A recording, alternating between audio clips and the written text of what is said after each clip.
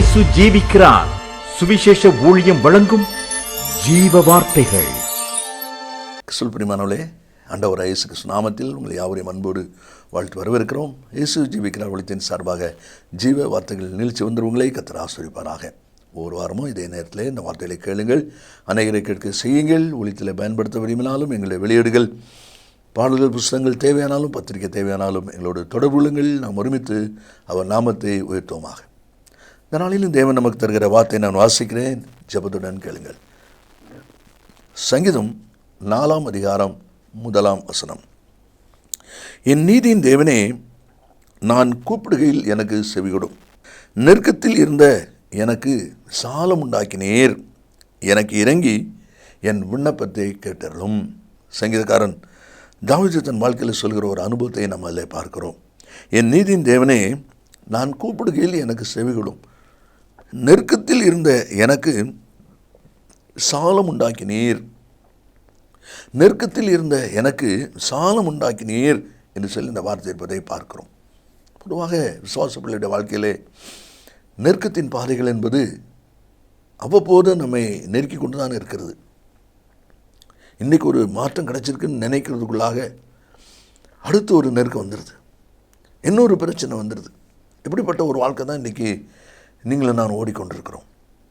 சங்கீதக்காரன் சொல்கிறார், நெருக்கத்திலிருந்து எனக்கு சாலம் உண்டாக்கினீர் என்று சொல்லி சொல்லப்படுகிற அந்த வார்த்தையை பார்க்கிறோம்.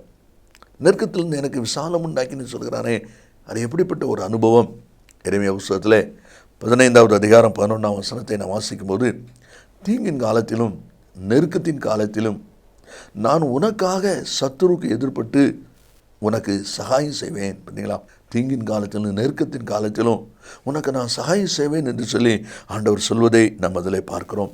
ஏன் இந்த நெருக்கத்தின் வழியாக கர்த்தர் நடத்துகிறார் என்றால், அதே எரேமியா 10ஆவது அதிகாரம் 18ஆவது வசனத்தை நீங்கள் வாசித்து பார்ப்பீங்கன்னா அதில் சொல்லப்பட்டிருக்கிறது, அவர்கள் கண்டு உணரும்படி நெருக்கம் உண்டாக்குவேன். தங்களுடைய தவறு, தங்களுடைய குறைவை கண்டு உணரும்படி. பார்த்தீங்களா, அப்போது நெருக்கம் நமக்கு வருதுன்னு சொன்னால் எதில் நம்ம தவறி இருக்கிறோம், எதில் நம்ம குறையாக இருந்திருக்கிறோம், எந்த காரியத்தை மீறி இருக்கிறோம், எதை செய்யாமல் விட்டுருக்கிறோம். பார்த்தீங்களா, அது கண்டு உணரும்படி என்று சொல்லி அந்த வார்த்தை இருக்கிறதை நாம் அதில் பார்க்குறோம். யோபின் புத்தகத்தில் 36ஆவது அதிகாரம் 16ஆவது வசனத்தை நம்ம வாசிக்கும் போது, நெருக்கத்தினின்று விலக்கி ஒடுக்கம் இல்லாத விசாலத்திலே வைப்பார். என்ன அருமையான வார்த்தை பாருங்கள். இதுதான் தேவனுடைய ஆசீர்வாதமான ஒரு நன்மை. வேகமாக 2-3 காரியங்களிலே நாம் வாசித்து ஜெபிக்க போகிறோம்.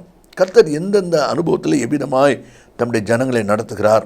நெருக்கத்திலிருந்து எனக்கு சாலம் உண்டாக்கின்னு சொல்கிறானே, தன்னுடைய வாழ்க்கையில் அது எப்படி நடந்திருக்கிறது என்பதை வாசிக்கும் போது, முதலாவது 2 சாமுவேல் 22ஆவது அதிகாரம் 7ஆவது வசனத்தை நான் வாசிக்கும் போது, எனக்கு உண்டான நெருக்கத்தில் கர்த்தரை நோக்கி கூப்பிட்டு என் தேவனை நோக்கி அபயமிட்டேன். தமது ஆலயத்திலிருந்து என் சத்தத்தை கேட்டார். என் கூப்பிடுதல் அவர் செவிகளில் ஏறிட்டு.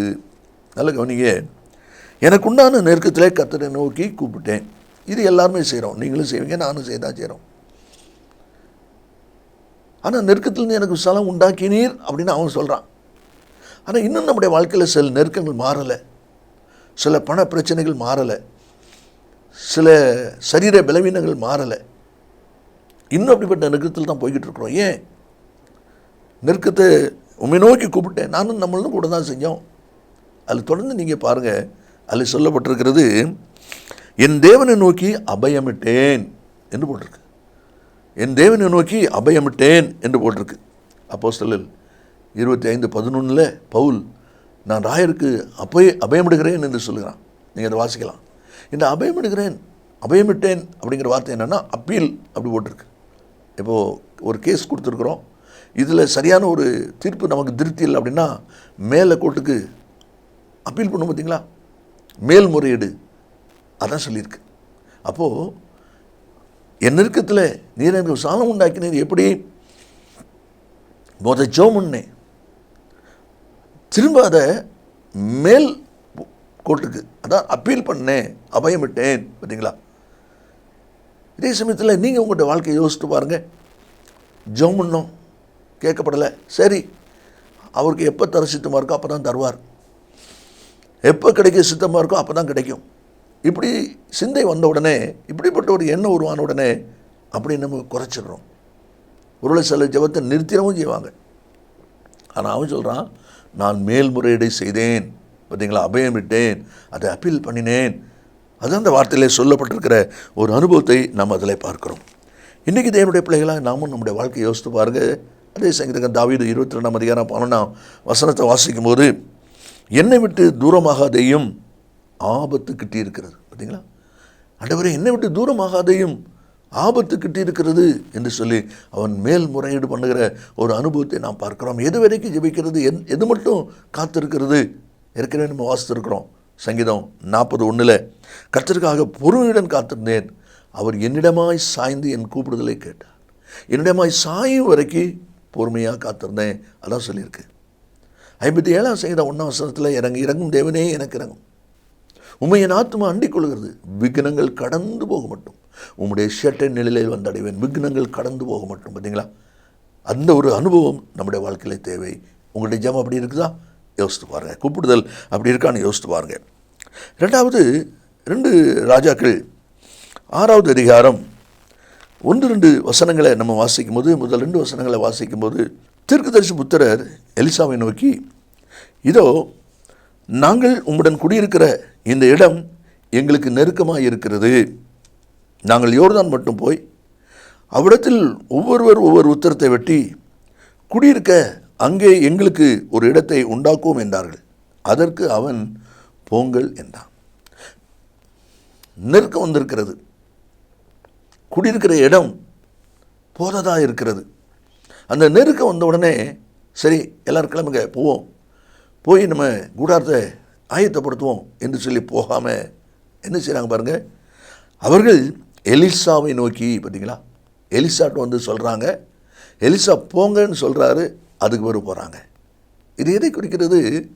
அந்த பிரச்சனையை, அந்த நெருக்கத்தை தீர்ப்பதற்கு என்ன வழின்னு சொல்லி அவங்களே பிரயாசப்பட்டு, அவங்களே ஆயத்தப்பட்டு, அப்படி இல்லை, எலிசாட்டை கொண்டு வந்தாங்க. பார்த்தீங்களா, அப்போ கர்த்தர் என்ன காரியத்தை நம்மிடத்தில் எதிர்பார்க்கிறார்? உங்களுக்கு பிரச்சனை நெருக்கம்னு வரும்போது நீ கர்த்தரத்தில் கொண்டு வரணும், தேவனிடத்தில் கொண்டு வரணும். ஏற்கனவே உபாகமம் 1:17 நமக்கு நன்றாய் அறிந்திருக்கிற ஒரு வசனம். உங்களுக்கு கடினமாக இருக்கும் காரியத்தை என்னிடத்தில் கொண்டு வாருங்கள், நான் அதை கேட்பேன்.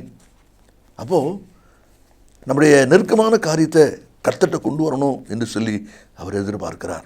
ஆதியாகமம் 25ஆம் அதிகாரம் 22வது வசனத்தில் நம்ம வாசிக்கும் போது ரெபெக்காளுடைய காரியத்தை நம்ம அங்கே பார்க்க முடியும். மலடியாக இருந்த தன் மனைவிக்காக ஈசாக ஜெபிக்கிறார். அவன் என்ன செய்கிறா பாருங்க. 22ஆம் வசனத்தில், ரெபெக்காள் கற்பத்திலே பிள்ளைகள் ஒன்றோடொன்று மோதிக்கொண்டிருந்தபடியால், இப்படியானால் எனக்கு எப்படியோ என்று சொல்லி கர்த்தரிடத்தில் விசாரிக்கும்படி போனாள். கற்பத்தில் மோதிக்கொண்டிருக்குது பிள்ளைகள், இப்படியானால் எனக்கு எப்படியோன்னு சொல்லி கர்த்தரிடத்தில் விசாரிக்கும்படி போனாள். பின்னால் நீங்கள் வாசிங்கன்னா ஆண்டவர் தெளிவாக அந்த காரியங்களை சொல்லிக் கொடுக்கிறார். என்ன நடக்குது, என்ன நடக்கும், என்ன செய்யணும் என்கிற காரியங்கள் குறித்து ஒரு தெளிவான காரியம் அங்கே சொல்லப்படுகிறதை பார்க்கிறோம். அப்படியானால் நெருக்கம் வரும்பொழுது, போராட்டங்கள், பிரச்சனைகள் வரும்பொழுது தேவனிடத்தில் ஆலோசனை கேட்டு செயல்பட வேண்டும் என்று ஆண்டவர் எதிர்பார்க்கிறார். 2 சாமுவேல் 5ஆம் அதிகாரத்தில் பெலிஸ்தரோடு கூட யுத்தம் நடக்கிறது. முதல் முறை நமக்கு ஒரு ஜெயம் கிடைச்சிருக்கு. இப்போ 2வது பழையபடியும் அதே பெலிஸ்தர் இந்த இடத்துல யுத்தத்துக்கு வராங்க. அப்போ பழையபடி போய் தாவீது கர்த்தர்ட்ட கேட்குறான். 2 சாமுவேல் 5ஆம் அதிகாரம் 23ஆம் வசனத்தில், தாவீது கர்த்தரிடத்தில் விசாரித்ததுக்கு நீ நேராய் போகாமல், பார்த்தீங்களா, முந்தி நேர போய் சண்டை போட்ட, இப்போ நேர போகாத, பின்னாலோடி வா. முசுக்கட்டை பூச்சி செடி, அதில் அந்த சத்தம் வரும்போது அதை கவனித்து, அதை கவனத்தில் வச்சு நீ செயல்படு. அந்த சத்தங்கள் வரும்பொழுது யுத்தம் பண்ண கர்த்தர் புறப்பட்டிருப்பார். அதை கணக்கு பண்ணி நீ வா. எவ்வளோ அருமையான ஆலோசனை சொல்கிறார் பாருங்க. இப்படிப்பட்ட ஆலோசனை எப்படி கிடைக்குது, எப்படி கேட்கும்? கர்த்தர் விசாரிக்கிறது. இந்த வார்த்தையில் கேட்கிற அன்பு நேச பிள்ளைகளே, நீங்களும் உங்களுடைய வாழ்க்கையில் நெருக்கமான சூழ்நிலையை சந்திக்கும் போது, பார்க்கும்போது கர்த்தரிடத்தில் விசாரிங்க. பொறுமையாக நிதானமாக அமர்ந்து விடையை நீங்கள் பெற்றுக்கொள்ளணும். அதுதான் ஆண்டவர் எதிர்பார்க்கிறார்.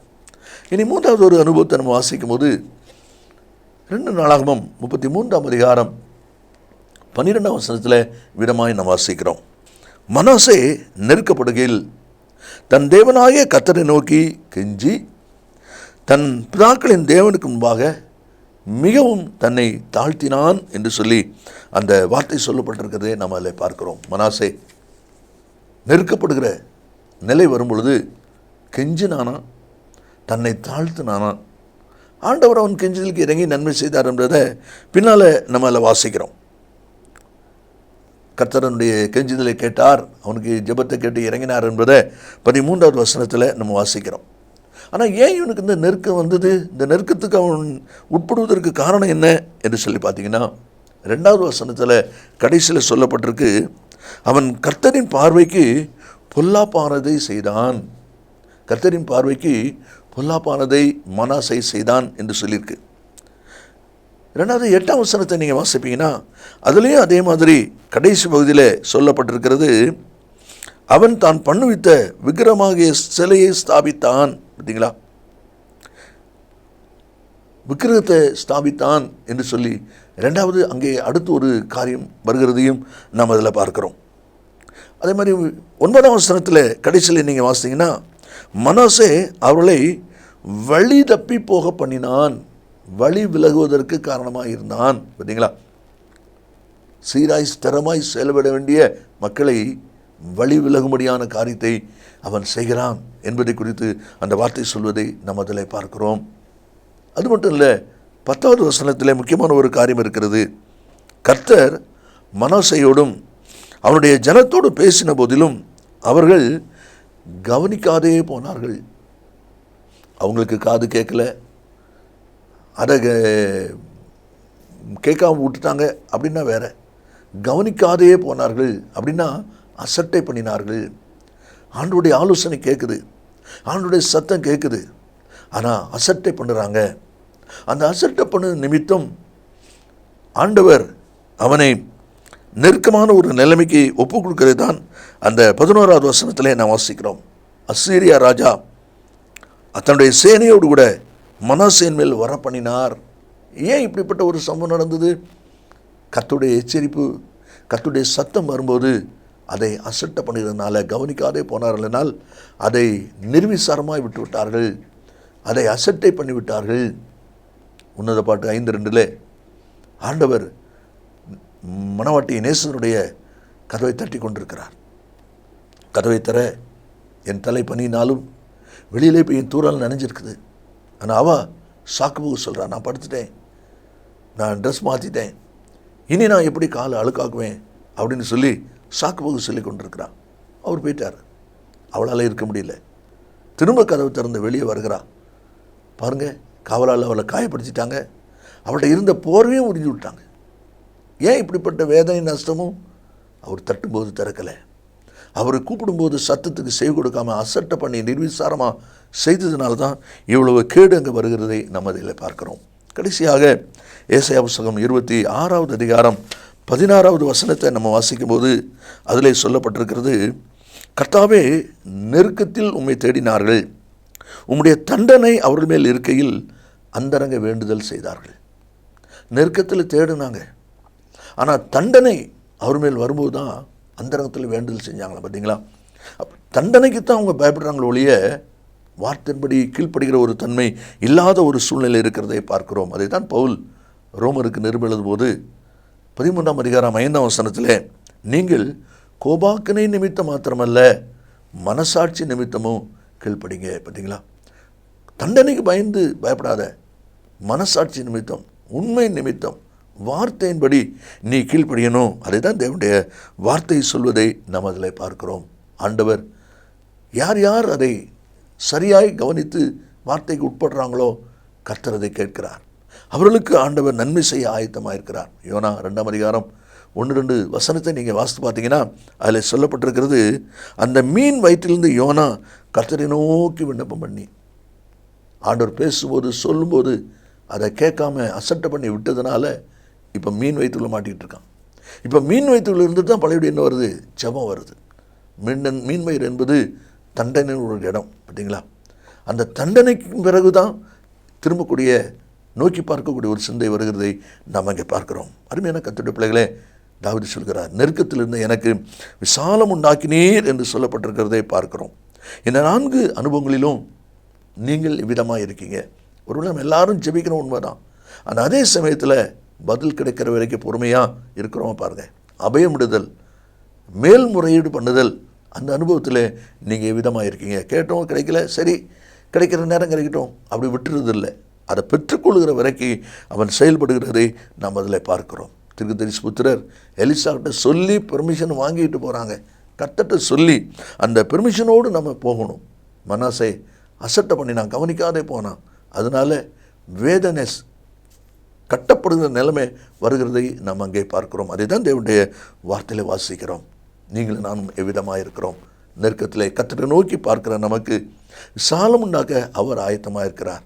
நீங்கள் பெற்றுக்கொள்ள உங்களை ஆயத்தப்படுத்திக் கொள்ள வேண்டியது எத்தனை அவசியம். நாம் ஜெபிப்போமா? இயேசு சீக்கிரம் வரப்போகிறார். நல்ல பிதாவே நன்றியோடு துதிக்கிறோம்.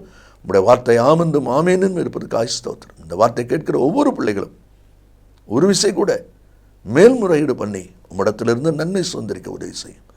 இயேசுவின் நாமத்தில் பிதாவே, ஆமென் ஆமென். கர்த்தர் உங்களை ஆசீர்வதிப்பாராக. மேலும் விவரங்களுக்கும் உங்கள் ஜெப தேவைகளுக்கும் நீங்கள் எங்களோடு தொடர்பு கொள்ள வேண்டிய முகவரி ஜீசஸ் லிவ்ஸ் காஸ்பல் மினிஸ்ட்ரீஸ், சகோதரர் John M Jeyaraj, 123A Dohnavur road, Mavadi, Nellai மாவட்டம், தென்னிந்தியா 627107.